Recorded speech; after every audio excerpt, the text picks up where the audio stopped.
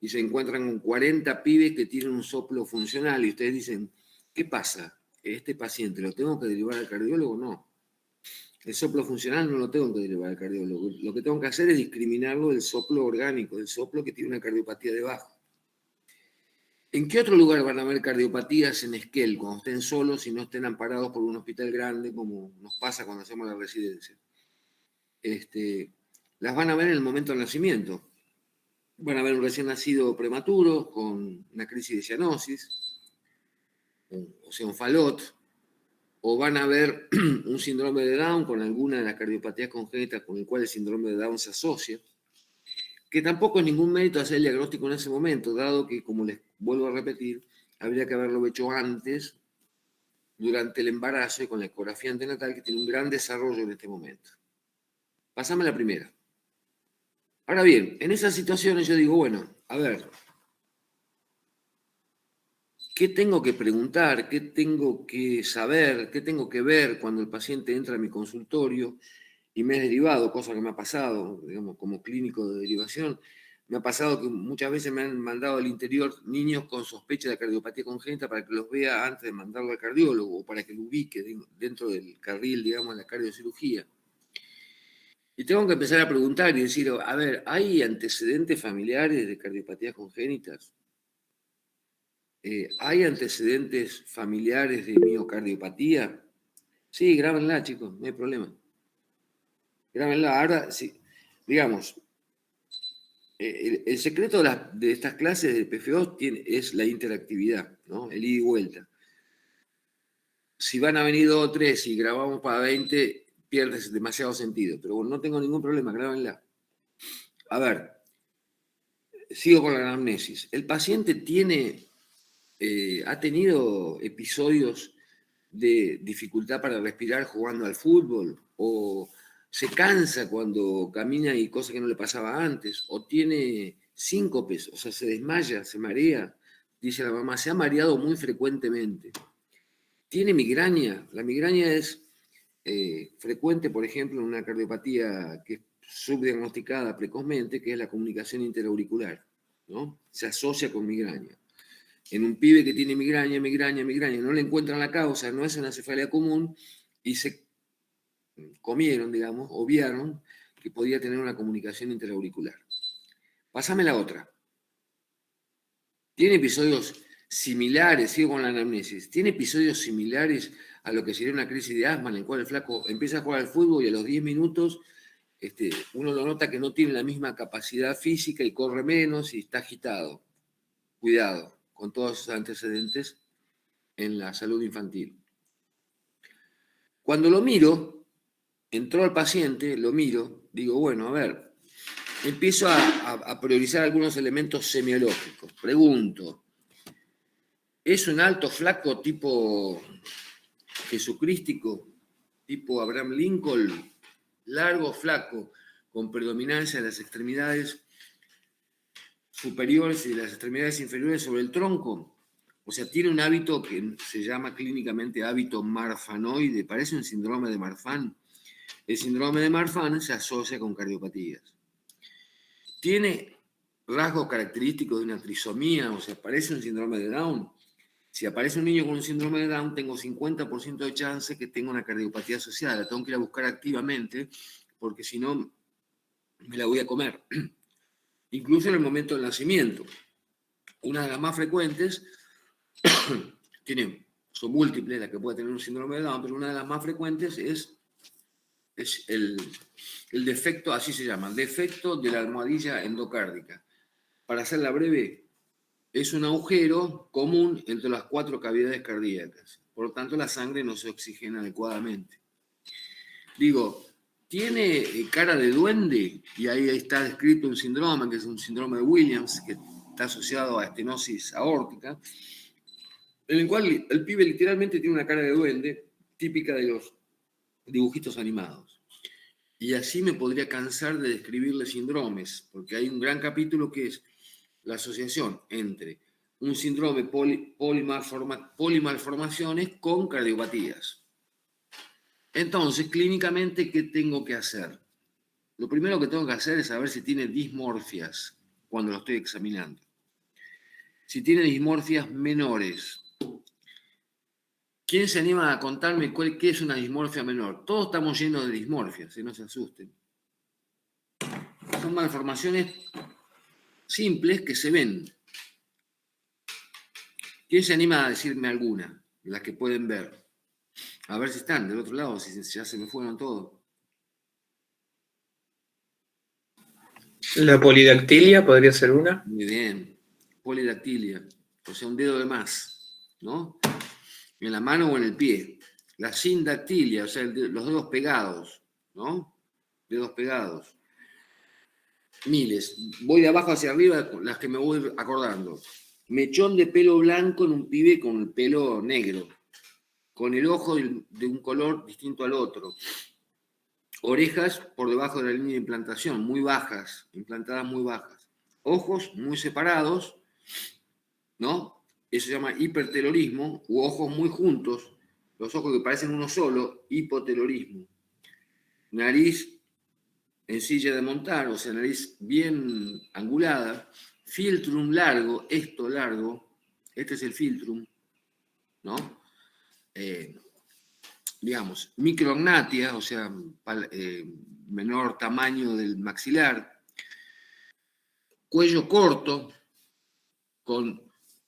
parecen murciélagos, literalmente, con dos líneas que se insertan directamente en el esternocleido, eso se ve en el síndrome de Noonan o en el síndrome de Tanner. Politelia, o sea, varios pezones en la línea media, varios, eso es bastante frecuente. Digo, qué sé yo, cifoescoliosis, pie valgo, etcétera. Miles van a encontrar. Y ahí, cuando yo encuentro más de 2 dismorfias menores, asocio 2 dismorfias menores, tengo que ir a buscar rápidamente la presencia de dismorfias mayores. ¿Sí? O sea, dismorfias mayores quiere decir que tengo que ir a buscar o una cardiopatía, o una cardiomegalia, o una hepatomegalia, o un riñón en herradura, o un riñón en torta, o una atresia esofágica, etc.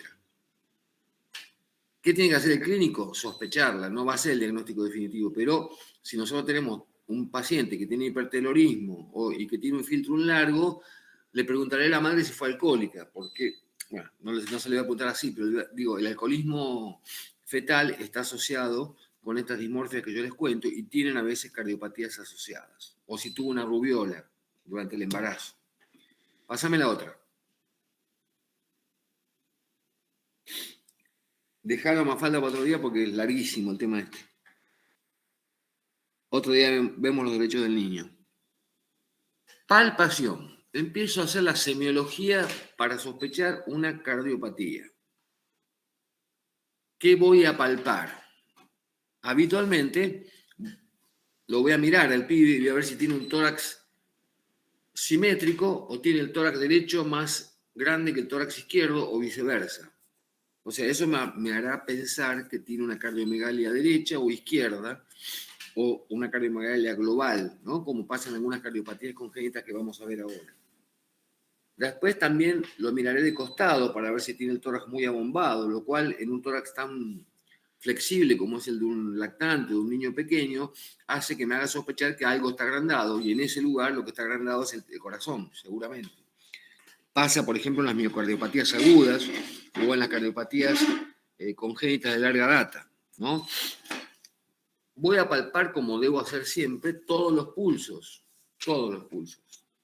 femoral, carotídeo, radial, cubital, popliteo, etcétera, etcétera, interdigital. Si noto que la palpación de los pulsos inferiores está ausente comparado con un pulso saltón en los miembros superiores, digo, tiene una coartación de aorta. Es altamente probable que tenga una coartación de aorta. Si palpo pulsos interdigitales, o sea, pulsos entre los dedos en un lactante pequeño, a veces se ve temblar cada vez que late, se ven los pulsos temblar cada vez que laten y aparte los toco, digo, guarda que no tenga eso característico muy frecuente de ver en el ductus, ¿no? En el ductus arterioso permanente.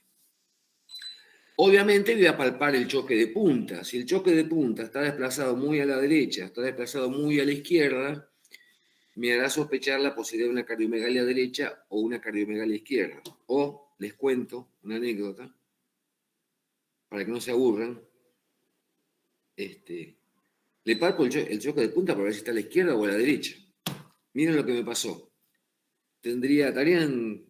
Era reciente el segundo año del hospital, tendría, qué sé yo, 24 años. Aparece mi ex cuñada con mi sobrino un sábado, porque el médico de cabecera de ellos no lo encontraban, porque era un médico conocido de la ciudad. Un sábado desaparecen a sus quintas particulares, para que lo vea, porque estaba con un catarro común y corriente. Me lo pongo a examinar y el choque de punta estaba a la derecha. Le saco una placa a Leandro, que tenía un catarro común y corriente, y tenía absolutamente, digamos, tenía lo que se llama la imagen en espejo. O sea, tenía una dextrocardia absoluta, tenía el hígado a la izquierda, el apéndice a la derecha. Eso se llama situs inversus totalis. Fíjense que el diagnóstico, ¿cuál es acá? El situs inversus totalis, por suerte, no se asocia con ninguna otra cardiopatía, con anomalías graves. Simplemente naciste dado vuelta, el situs inversus totalis. El parcialis, cuando tenés un situs inversus parcialis, guarda porque tiene CIB, ductos asociados a otras cardiopatías. Pero el diagnóstico con Leandro, así se llama mi ahijado de ese momento, tiene como 40 años Leandro, digo, el médico no lo revisó jamás, porque vos de ninguna manera podés haberte comido con el estetoscopio que el corazón latía a la derecha y no a la izquierda, o que el choque de punta estaba a la derecha y no a la izquierda. Entonces yo digo, fíjense qué importante la anamnesis, ¿no? Trascendente. Después les voy a contar otras anécdotas al respecto. Pasame la otra. El que se durmió me avisa, o que ya está cansado me puede avisar tranquilo. Fíjense, ya lo hablamos esto, síndrome de Marfan, largo, alto, con dedos largos, predominancia de extremidades superiores sobre el tronco. El color es importante, me he olvidado.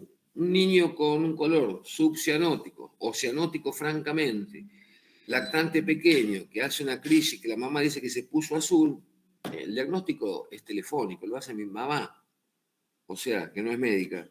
Digo, pensamos por frecuencia y por estadística en una crisis hipóxica o una tetralogía de Fallot, que se ponen azules cuando se produce el cierre del infundíbulo pulmonar, que literalmente no tienen aire, se tratan con morfina en el momento agudo.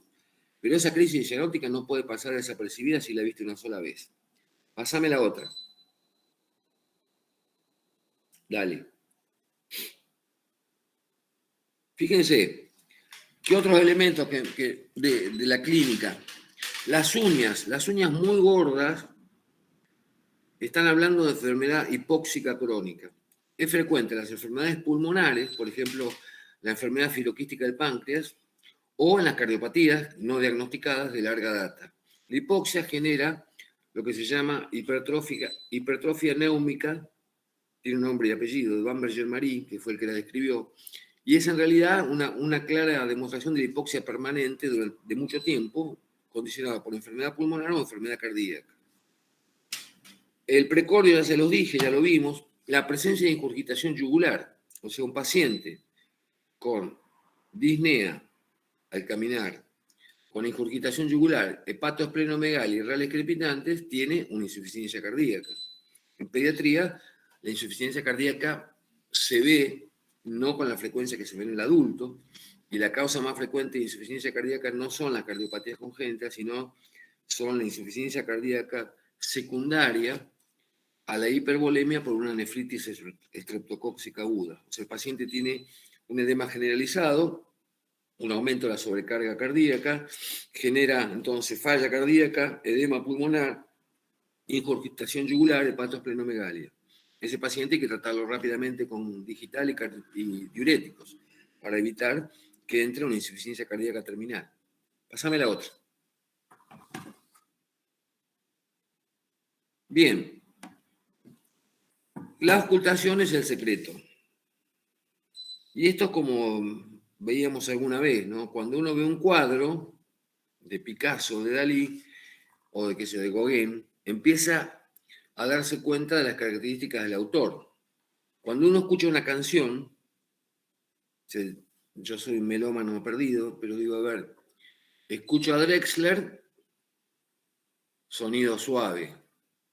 Escucho a los Rollins, que me gustan, rock más pesado, y escucho AC/DC, hard rock, rock duro. Cuando uno escucha un soplo, le pasa exactamente lo mismo.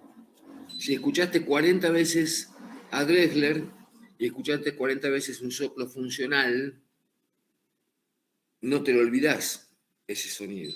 Lo tenés que escuchar 40 veces. Digo, no tiene ningún sentido. No lo van a aprender con las diapositivas mías, lo van a aprender escuchándolo. Si escuchaste, que sea Honky Tonky Woman de los Rollins, no te lo olvidás. Y eso es parecido a cuando escuchás un soplo de una C&B. Escuché 40 soplos de C&B, casi automáticamente, sin razonar, clínicamente, digo, esto es una C&B porque lo escuché, me acuerdo y lo evoco. Lo mismo pasa si escucho un soplo de ductus, que son imposibles de olvidarse, porque pones el estetoscopio y el ruido es semejante que a veces se escucha sin el estetoscopio. ¿Qué les quiero decir?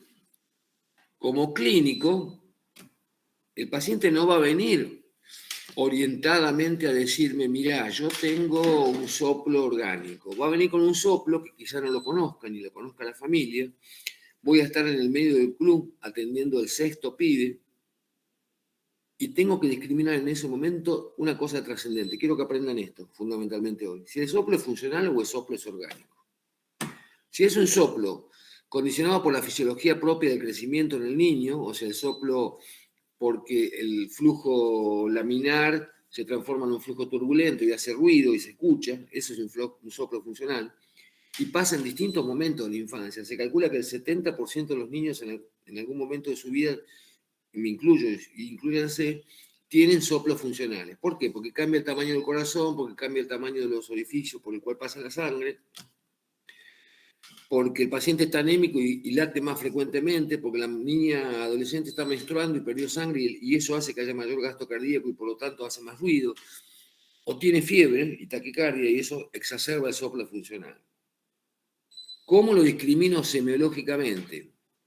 Anoten, siempre es sistólico, no hay soplos funcionales diastólicos o sistodiastólicos, siempre ocurre en la sístole.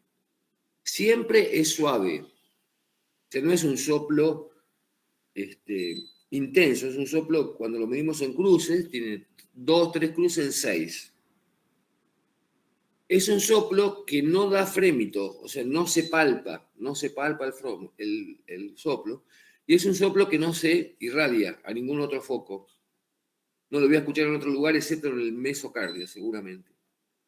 Digo, y aparte, si cambio al paciente de decúbito, o sea, lo siento, lo acuesto, o lo hago dar una vuelta al campo de deportes del lugar donde lo estoy examinando, cuando viene el soplo cambia de características, cosa que nunca pasa en el soplo orgánico. El soplo orgánico siempre tiene la misma característica. Hay 5 tipos de soplos funcionales, así que no es tan fácil. Lo que no pueden hacer es mandar a todos los pibes con soplo inocente o funcional al cardiólogo. ¿Por qué? Simplemente porque es una tarea clínica. En todo caso, podrá derivar al cardiólogo y decir, mira, Pedro, el soplo de Juan no me gusta porque le encuentro frémito y me parece que es orgánico. O mira, Juan, te mando a Pedro porque el soplo es sistodiastólico y tengo entendido que los soplos funcionales no son sistodiastólicos. Lo mando para descartar que tenga un soplo orgánico. Seguimos. No era orgánico. Entonces tengo que ir a buscar, y ahora vamos a ver los distintos tipos de soplos que hay. Tengo que ir a buscar los ruidos. De todo este matete de cosas que les queda y después lo repasan, porque todo esto está en el libro que les di, que está acá atrás, el amarillito digo, lo pueden repasar de ahí tranquilamente. Cuando yo voy a buscar los ruidos, busco fundamentalmente 2 ruidos, R1 y R2. ¿Sí? Lo más trascendente de los ruidos son 2 conceptos. Primero, que si hay un tercer ruido, tiene una insuficiencia cardíaca o una patología orgánica seguramente. Si ustedes escuchan 3 ruidos en vez de 2, algo está pasando que es grave. El segundo ruido, habitualmente, primer y segundo ruido. El segundo ruido se desdobla, ¿me ven ahí? O sea, el tipo respira y tiene un segundo ruido único y un segundo ruido desdoblado en la siguiente respiración, en forma intermitente. ¿Se entiende? Primer ruido, respiración, segundo ruido sin desdoblarse. Segunda respiración, primer ruido, segundo ruido desdoblado. Eso en forma intermitente toda la vida. Eso se llama segundo ruido desdoblado, pero fisiológico. ¿Sí? Es una vez sí y otra vez no. Cuando el segundo ruido está desdoblado en todas las respiraciones, estamos hablando de un segundo ruido desdoblado y fijo. En todas las respiraciones escucho dos componentes del segundo ruido. Eso es patológico. Y eso, que es muy sutil, y que hay que aprender a escucharlo, es casi patognomónico de la comunicación interauricular.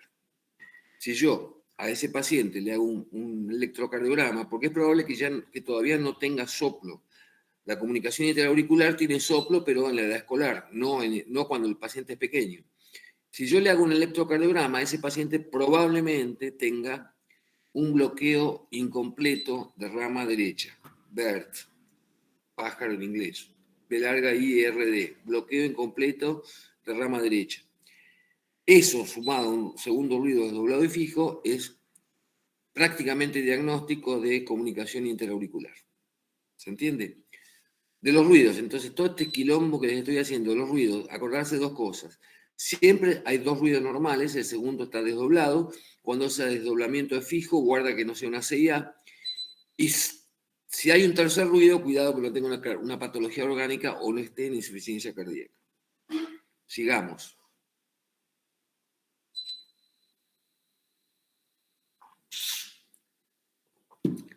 Los soplos. ¿Entendieron algo hasta acá? Sí. ¿La van llevando más o menos o es un despelote? Contesten si están. Sí, se entiende. Sí. Bueno, bien. Porque ahora entramos en otro capítulo. Es complicado el tema. La verdad que no es para una clase, pero bueno. Cuando yo hablo de cardiopatías congénitas, hablo de dos grandes categorías. Dos. Vayan anotándolo al costadito esto. Una, las acianóticas, o sea, las que no dan cianosis. Y dos, las cianóticas.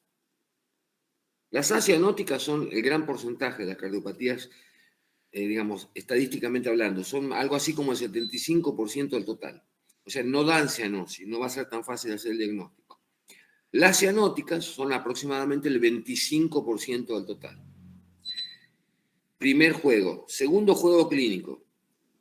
Algunas cardiopatías dan hiperflujo pulmonar, o sea, aumento de la trama broncovascular por éstasis pulmonar, y otras dan hipoflujo pulmonar. ¿Por qué dan hipoflujo pulmonar? Porque habitualmente tiene menor, digamos, está bloqueada la llegada de sangre fundamentalmente a partir de la pulmonar obstruida o con algún otro problema que ya vamos a ver. Entonces los pulmones son prácticamente sin trama broncovascular. Entonces juego acianótica, cianótica. A su vez, estas dos pueden ser con hiperflujo, con hipoflujo o con normoflujo pulmonar. ¿Se entendió hasta ahí? Entonces ahí voy a ir ubicando cada una. Y después hay una tercera categoría fisiopatológica, que es aquella en la cual todo el problema es que una de las grandes arterias está obstruida, o sea, tiene una estenosis. Entonces estamos hablando de una obstrucción de la aorta, una estenosis aórtica, una estenosis pulmonar, y esas ninguna de las dos da alteración, son acianóticas, y ninguna de las dos da alteración del flujo pulmonar, o sea, tiene un normoflujo pulmonar. Ahora voy una por una. ¿Qué nos va a servir inicialmente para orientarnos? ¿Qué es lo más característico de cada una de estas? De las primeras que vamos a hablar, el tipo de soplo.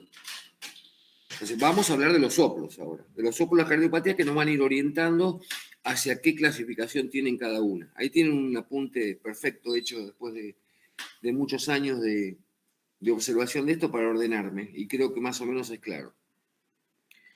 Comunicación interventricular. En los cuadritos azules tienen al costado la sigla, CIB, y el porcentaje, 25%. del total de todas las cardiopatías. Esta es una cardiopatía congénita acianótica con hiperflujo pulmonar. ¿Cuál es el problema? Hay una comunicación entre el ventrículo izquierdo y la aurícula izquierda. O sea, cuando el corazón se contrae, el ventrículo izquierdo, la sangre pasa a la aurícula izquierda y va al pulmón. Entonces, obviamente, esa rémora genera hiperflujo pulmonar.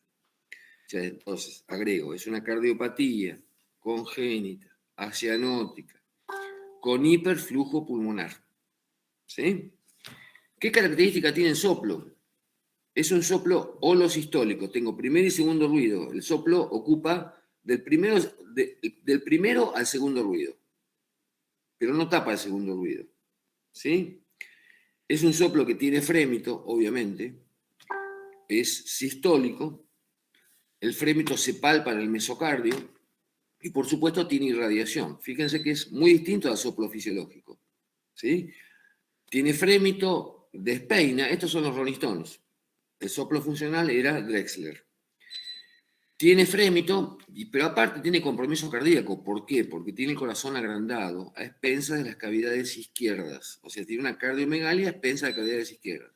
Y tiene flujo pulmonar sanguíneo aumentado. Cuando le hago un electrocardiograma, tiene sobrecarga fundamentalmente de cavidades izquierdas, de ventrículo y de aurícula izquierda. Eso es la CIB. ¿Cuándo hago el diagnóstico de la CIB? Dentro de la panza de la mamá, con una ecocardiografía adecuada.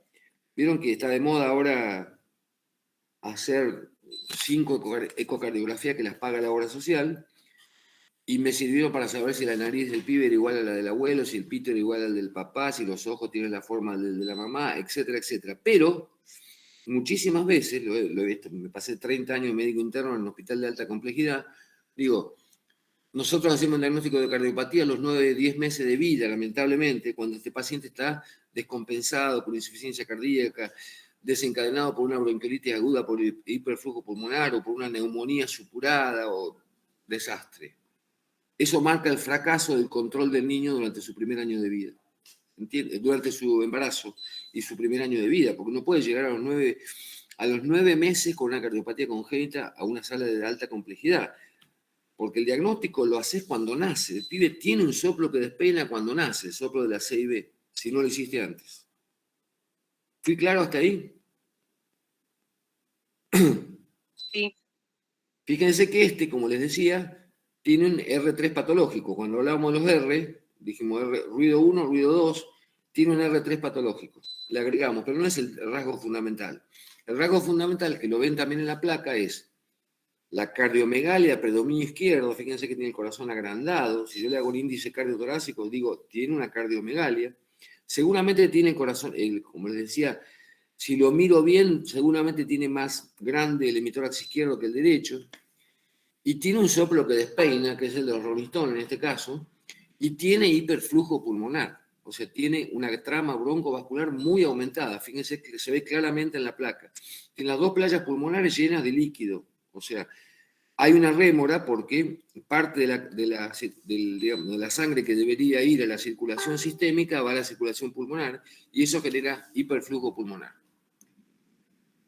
Así como se lo estoy contando, y con este cuadrito que les hice para que les sirva, se lo tengo que derivar al cardiólogo con un diagnóstico presuntivo de comunicación interventricular. No le puedo decir, mira, te mando un pibe que tiene un soplo, no. La clínica sirve también para hacer el diagnóstico precoz de esto, ¿no? La próxima.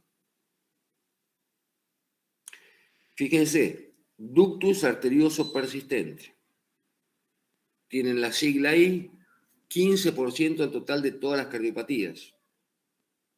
El ductus arterioso persistente, si vos me decís, ¿qué es lo que más te acordás del ducto? El soplo. AC/DC no pasa desapercibido. La renga no pasa desapercibida. Hace un ruido que despeina. ¿Cómo es el soplo? Ya no es como el anterior.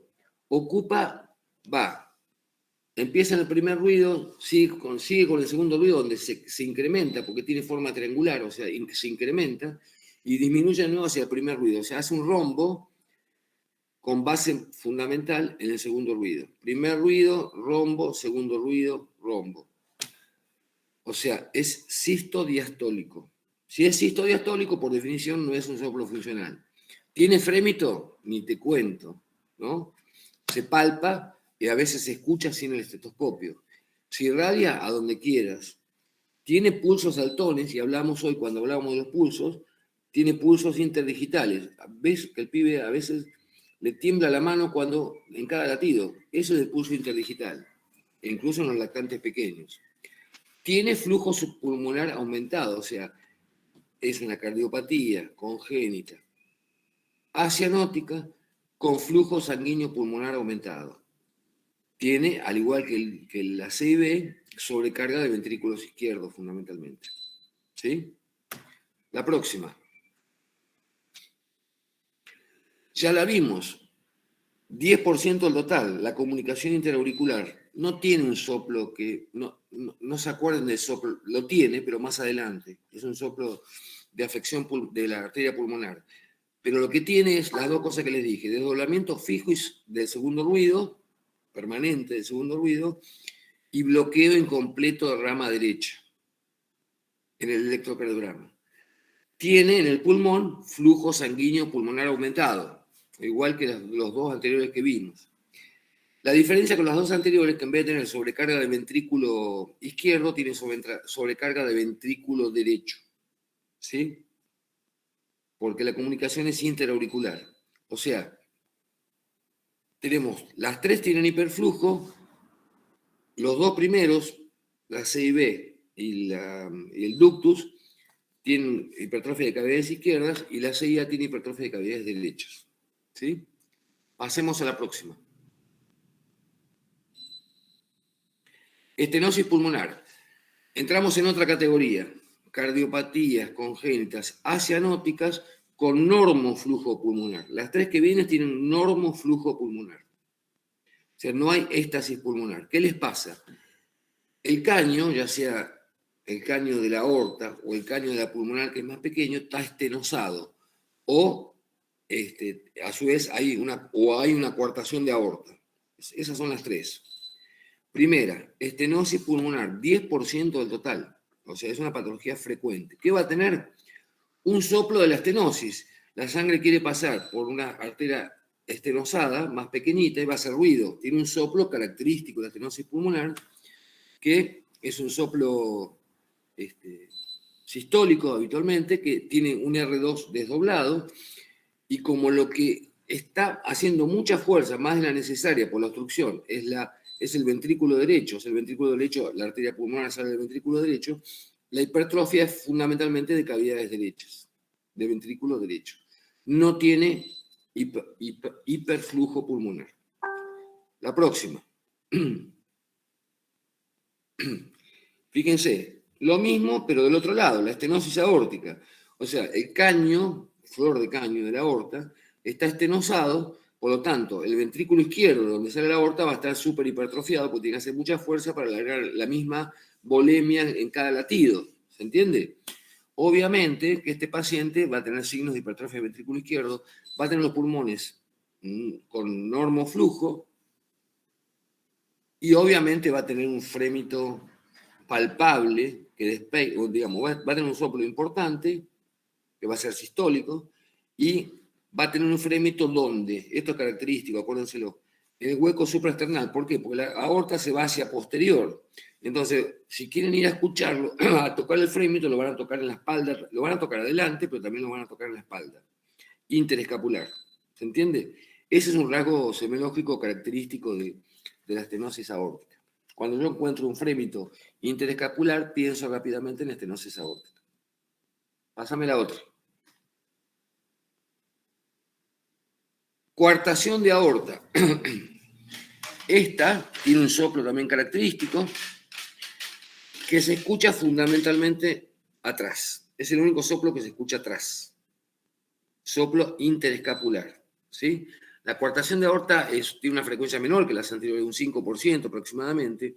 Y otro detalle trascendente de la coartación de aorta es la tensión arterial diferencial entre miembros superiores y miembros inferiores. Tiene una tensión arterial muy alta en miembros superiores y muy disminuida en miembros inferiores. ¿Sí? Y no voy a encontrar los pulsos en el tracto inferior. No voy a encontrar el pulso pedio, no voy a encontrar el pulso popliteo. ¿Por qué? Porque tiene una flor de coartación. ¿Está claro? Frémito y soplo interescapular, diferencia de tensión arterial entre miembro superior y miembro inferior y ausencia de pulsos lejanos, o sea, en el tracto inferior. Se me acabaron las cardiopatías congénitas asianóticas. Seguí.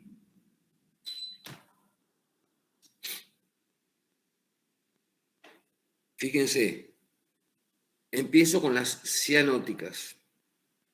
Empiezo y termino rapidito, porque la tetralogía de Fallot explica el 25% del total de todas las cardiopatías, es muy frecuente, es la asianótica más frecuente, y todas las demás que vengan, que hay unas cuantas, no las vamos a poder diagnosticar. Nosotros como clínicos vamos a tener que derivarlo para hacer el diagnóstico anatomofisiopatológico que hacen los cardiocirujanos antes de la cirugía. ¿Cómo se presenta el Fallot? Y no hay que ser muy inteligente para hacer el diagnóstico de Fallot. Un paciente con hipoxia severa, que habitualmente la hace apenas nace, a los pocos días de nacimiento, que tiene rasgos característicos. Tiene un pulmón con hipoflujo pulmonar. Fíjense que los pulmones están negros en este paciente, no tienen trama broncovascular.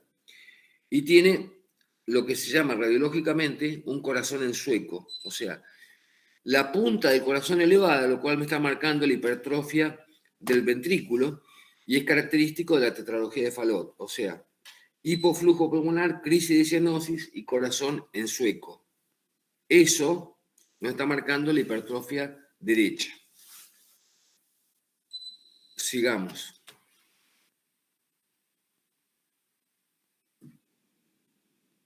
Tres palabras de la arritmia. Si vos me decís, a ver, tres palabras, después lo van a buscar el resto. No son tan frecuentes las arritmias en pediatría. La más frecuente lejos, la que van a ver en cualquier guardia o en cualquier emergencia a las 10 de la noche, es la taquicardia paroxística supraventricular. ¿Qué le pasa al pibe con una taquicardia paroxística supraventricular? Late a 220, 240 por minuto, porque un foco ectópico empieza a latir en forma desordenada, por encima es supraventricular, por suerte no es ventricular. Esa frecuencia cardíaca hace que el paciente no tenga una buena volemia y puede tener, digamos, en las próximas horas, puede llegar a insuficiencia cardíaca, cosa que no pasa habitualmente porque generalmente se autolimitan, empiezan y terminan solos. Un cuadro de excitación, un cuadro febril, un cuadro de estrés familiar le desencadena la taquicardia paroxística supraventricular, llega a la guardia, tiene 240, no la podés contar, no se puede contar porque es tan frecuente que no se distingue un latido del otro. Le haces un electrocardiograma y tiene 240 de frecuencia cardíaca. Eso es una taquicardia paroxística supraventricular. Llamo al cardiólogo por teléfono. No tengo tanta urgencia en hacer iatrogenia porque habitualmente se autolimitan y en horas no lo lleva a la insuficiencia cardíaca rápidamente. Lo que no tengo que hacer es iatrogenia. Tengo tiempo de esperar que el experto me diga qué tengo que hacer.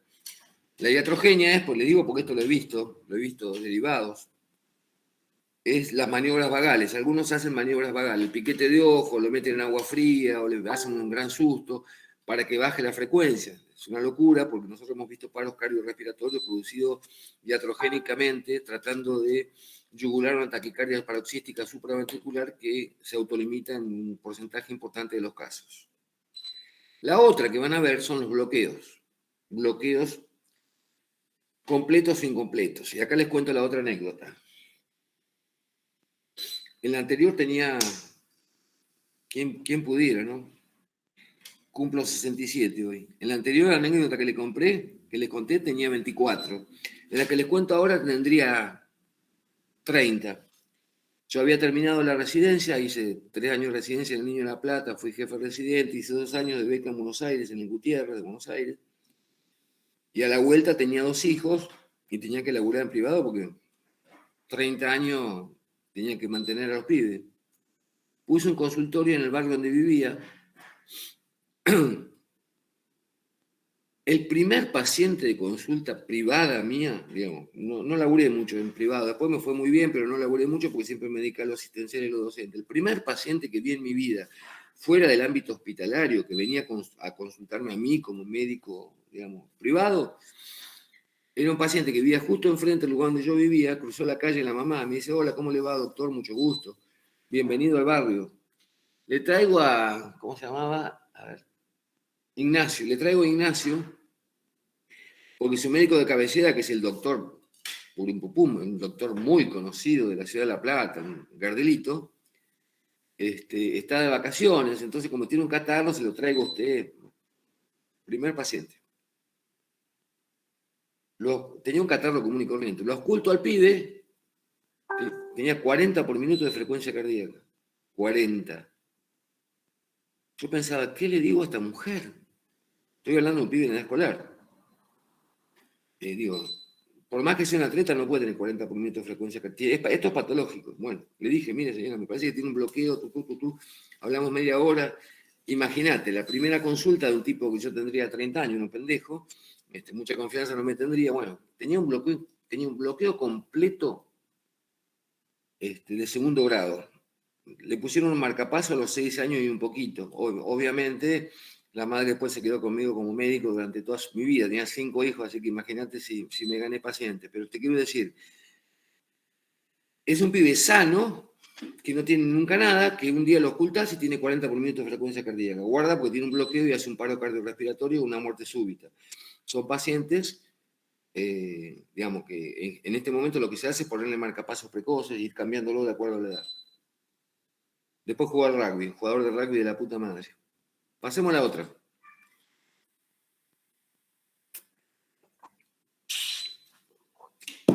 Consultorio, la síntesis de todo lo que les conté. Consultorio particular o consultorio de salud escolar o consultorio en club. 10 preguntas me hago. Esto es de Gamboa, que escribió en el libro, que es el jefe de cardiología del Hospital del Cruce, de Néstor Kirchner, el de Florencio Varela. Un servicio de alta complejidad, uno de los hospitales más complejos del país. Compañero mío de la residencia. Él dice, esto para los clínicos, en el consultorio. A ver, ¿tiene abombamiento precordial? No. Este es un pibe sano. El que estoy examinando es un pibe sano. ¿Tiene abombamiento precordial? No. No tiene cardiomegalia. ¿Tiene latido en el cuello? No, por suerte. ¿Tiene pulsos femorales? Sí. Si no los tuviera, pienso en una coartación de aorta. ¿Hay frémito en el hueco supraesternal? No, por suerte. Si lo tuviera, pienso en un ductus. ¿Se palpa ampliamente el choque de punta? O sea, ¿tiene una cardiomegalia porque está desplazado el corazón y se palpa en todo el hemitórax? No. ¿Hay frémito precordial? No. Si hubiera frémito, tiene un soplo orgánico. ¿El soplo sistólico cambia al cambiarlo de posición? Sí. Tiene un soplo funcional. ¿Sí? El R2, ¿se desdobla variable o es fijo? Si se desdobla variable, una sí, una no, es la respiración fisiológica. Si se desdobla fijo, cuidado, porque ese paciente tiene una comunicación interauricular. ¿Tiene soplo en la espalda interescapular? No. Por lo tanto, no tiene una coartación de aorta. Un decálogo para decir, mira, este pibe no tiene una cardiopatía, tiene un soplo, debe ser un soplo funcional, tiene una buena frecuencia cardíaca, no tiene un bloqueo. Bueno, se me acabó el problema como pediatra, digamos, con un pibe que no tiene cardiopatía. Pásame la otra. Síntesis de lo que les dije. Se los anticipé antes. Acianóticas con flujo pulmonar aumentado.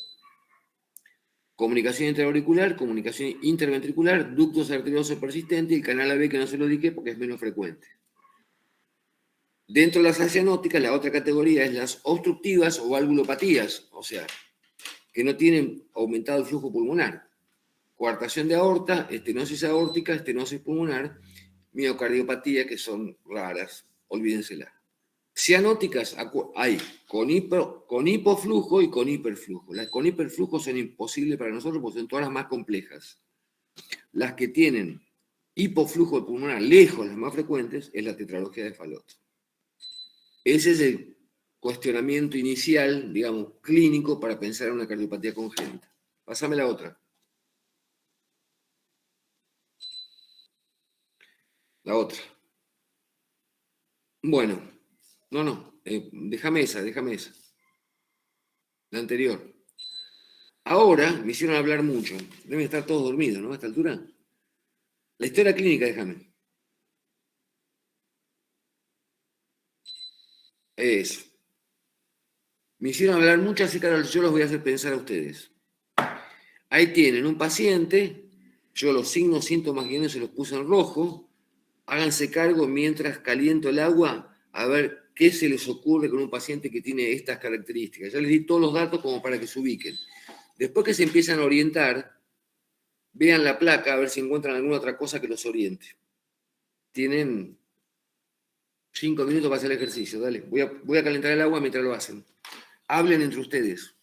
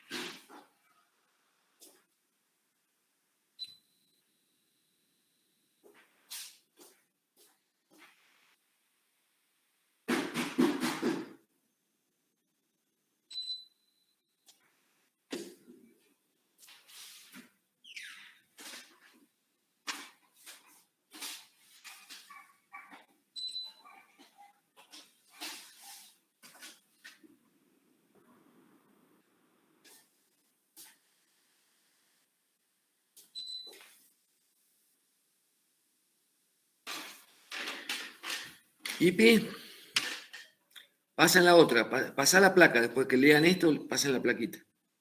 Así se orientan mejor.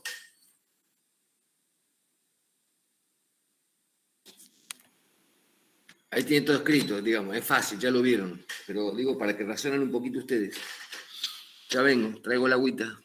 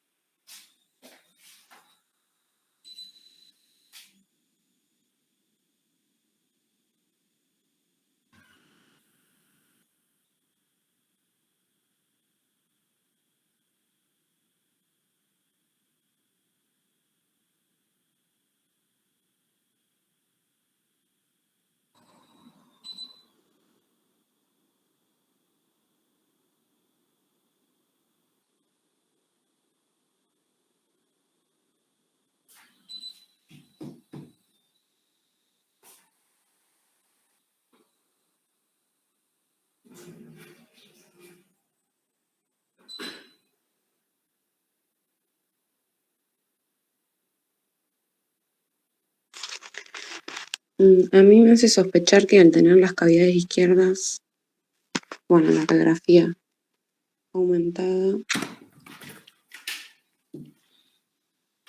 ¿Quién habla? Aldana. Soy Aldana.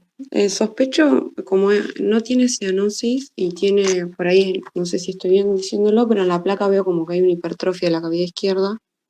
Puede ser una comunicación interventricular o un conducto arterioso permeable. Estoy viendo que tiene, me acuerdo que decía que se irradiaba, me parece, que tenía frémito. Está muy bien, Aldana. Poneme la anterior, por favor. Fíjense, vamos a analizarlo clínicamente. Está muy bien lo que dijiste. Bien. Tiene 1 año de edad, ¿no? Lo cual ya me malhumora. Porque digo, un paciente que si tiene un año de edad, algún médico lo debe haber visto, alguien lo debe haber visto nacer. El soplo lo tiene desde que se engendró, así que nadie lo escuchó. Soplo cardíaco, ¿no? Mal crecimiento. Todas las cardiopatías producen mal crecimiento. El paciente no tiene un buen aprovechamiento tisular del oxígeno, por lo tanto crece mal. No tiene dismorfias, lo cual me tranquiliza, pero está taquicárdico con un tórax abombado. ¿Por qué? Porque tiene una cardiomegalia, que es la que vas a ver en la placa posteriormente. Después, tiene un frémito palpable. Entonces yo digo, este soplo, por el decálogo que vimos recién, es orgánico, no es un soplo funcional. ¿Sí? Ahora tengo que saber si el soplo funcional, a qué patología pertenece dentro de las cardiopatías congénitas. Dijimos, con cianosis y sin cianosis. Yo digo, tiene una cardiopatía congénita acianótica, lo primero que digo, con soplo, con predominio seguramente de cavidades izquierdas. Quiero ver cómo es el soplo. Entonces ahí viene lo que yo les contaba recién de que lo escuché en los Rolling Stones 40 veces. Este tiene el soplo de los Rolling Stones. O sea, es un soplo que ocupa la sístole, que es regurgitante, que da frémito, que se irradia y que tiene una placa, que tiene un electrocardiograma con hipertrofia de ventrículo izquierdo y tiene una placa, pásamela, con hiperflujo pulmonar clarísimo, se ve en el pulmón, un aumento de la trama broncovascular de los dos lados, un incremento del tamaño cardíaco, por la forma, es a predominio del ventrículo izquierdo, por lo tanto, no tiene una comunicación interauricular que tiene un predominio del ventrículo derecho, y no tiene un ductus porque el soplo es distinto al del ductus. Mi sospecha diagnóstica, como lo sospechó muy bien Aldana, es precisamente eso, una comunicación interventricular. ¿Sí? Ese es el razonamiento, ese es les diría, la nota de derivación que ustedes le hacen al cardiólogo para que lo siga, porque es paciente de ustedes, le detectaron la comunicación interventricular, lo tienen que derivar y de esa manera, como acabo de contarles, lo derivan. Por todos estos elementos sospecho que tiene una CIB. Obviamente el cardiólogo o cardiocirujano le va a hacer estudios de gases en sangre, cateterismo, etcétera, etcétera, y eso nos va a dar el diagnóstico, ecocardiografía, ecodoppler, y eso le va a dar el diagnóstico definitivo. Pero nosotros como clínicos tenemos la principal función, que es presumir el diagnóstico y derivarlo oportunamente. ¿Se entiende? Pasemos a la otra. A ver quién se anima.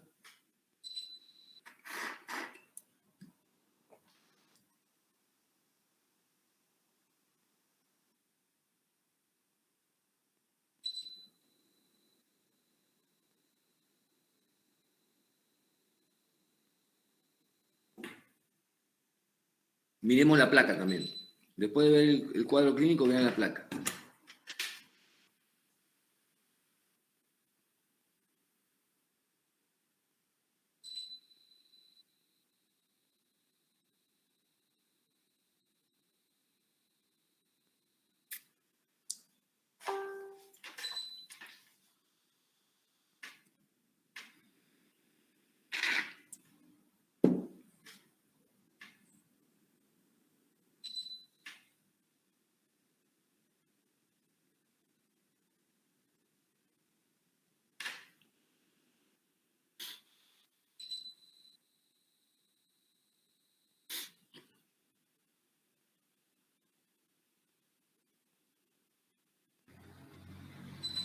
Intentemos hacer acá la primera clasificación. Decir, bueno, ¿es cianótica o acianótica?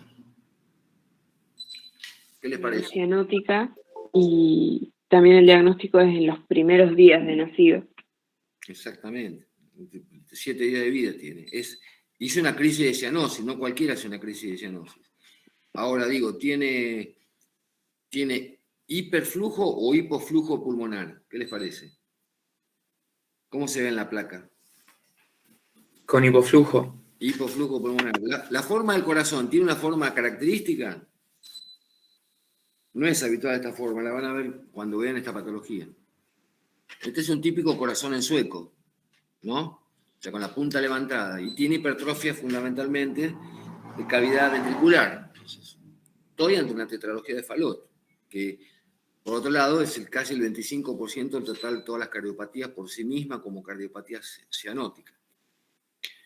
Ningún mérito, vuelvo a repetir, esto no es ningún mérito. Este paciente habría que haber hecho el diagnóstico antenatal durante el control de los embarazos maternos y habría que haber hecho el control en el momento que nació, obviamente, ¿no? No se puede ir a la casa, exponerlo a una muerte por hipoxia severa. Los pacientes tienen 80 le haces una saturometría y tienen 80, o sea, están literalmente hipóxicos con necrosis severa de todos los órganos nobles, ¿eh? La diferencia es que si yo hago el diagnóstico antenatal y lo derivo oportunamente con el paciente en la panza, le hacen una cirugía paliativa, después le hacen la cirugía correctora, y un gran porcentaje de las cardiopatías tiene una excelente sobrevida con diagnóstico anticipatorio, ¿eh? Es más, ahora ya se están desarrollando la cirugía intraútero, así que hay un muy buen pronóstico de esto, digamos. Pasame la última. Bueno, esto lo dejamos para otro día, porque es razonamiento clínico puro. Y como conclusión final, les diría, bueno, ahí tienen todas y cada una, para que lo repasen. Pasarlo rápidamente, no voy a volver sobre el tema. Ahí tienen todas las características de cada cardiopatía comparadas. Un trabajito interesante, pero que resume de alguna manera un poco la clase que les he dado, ¿no? Fíjense, miren lo que les decía. La incidencia de cardiopatía más o menos el 1% del total de la población. O sea que en un pueblo de 10.000 habitantes hay un pibe cada 100 con cardiopatía. En un pueblo de 10.000 habitantes hay 3.400 pibes. Así que se van a encontrar con cardiopatía. No es que no la van a encontrar como previamente se creía. Obviamente, la mayor parte requiere cirugía cardíaca, pero el secreto fundamental es hacer el diagnóstico antenatal para derivarlo, vuelvo a repetir, por 10ª vez, en la panza materna a 100 metros del lugar donde le van a hacer la cardiocirugía apenas nazca. Porque es ese evento, el evento precisamente de operarlo en el momento oportuno y en el lugar oportuno, le salva la vida y aparte lo hace ser un ser humano con todas las condiciones más adelante. Si este paciente llega con una tetralogía de Fallot una semana después con una crisis de hipoxia, puede salvar su vida, pero seguramente ha tenido hipoxia tan importante a nivel cerebral que va a quedar con secuelas irreversibles. O sea, esa es nuestra función como clínicos, ¿no? Rápidamente sospechar el diagnóstico, anticiparnos, y antes de que nazca, o sea, antes de que el paciente llegue a nosotros. De ahí la importancia de la articulación con el ginecostetra, con los controles durante el embarazo, etcétera, etcétera, etcétera. Bueno, la clase ha sido complicadita, dura, es una clase dura. Si tienen alguna duda, repasamos la próxima, no tengo problema.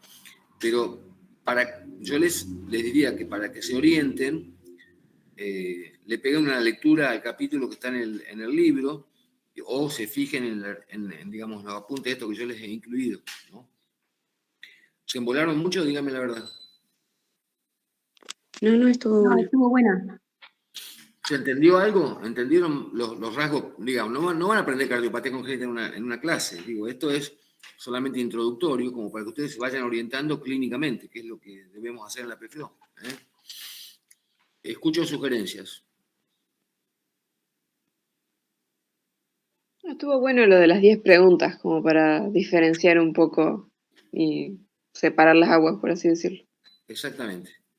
Si yo les digo qué es lo que tienen que aprender de esto rápidamente, qué es lo que van a ver frecuentemente, son pacientes con soplos funcionales. O sea, lo que ustedes tienen que hacer es diferenciar un soplo funcional de un soplo orgánico. Ahí es donde no nos podemos equivocar. Tiene elementos de sobra, el frémito, las características del soplo, etc. El cambio del soplo con el decúbito, el incremento cuando el pibe tiene fiebre o cuando lo hacemos correr. Digamos, eso por un lado. Y por otro lado, bueno, el análisis, que eso exige años de actividad asistencial, el análisis de cada uno de los soplos y de la clínica asociada de la forma que lo intentamos hacer hoy. Bueno, si no tienen preguntas, tengo una clase ahora dentro de 20 minutos con otro grupo, así que hoy estoy full time. Si tienen dudas, la vemos en la próxima. Léanlo, porque yo sé que es mucha información, sé que es difícil, léanlo y las dudas que aparecen las hablamos antes de empezar con el próximo tema. ¿Quieren que les hable de algo en particular el próximo encuentro?